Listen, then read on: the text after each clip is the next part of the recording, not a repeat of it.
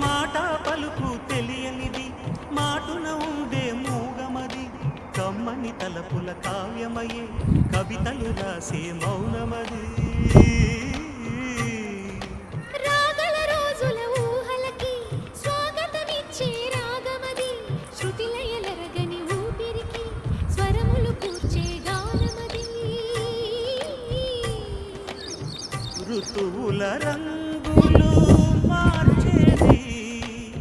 కల్పన కలిగిన మది భావం బ్రతుకును పాటగా మలిచేది మనసున కదిలిన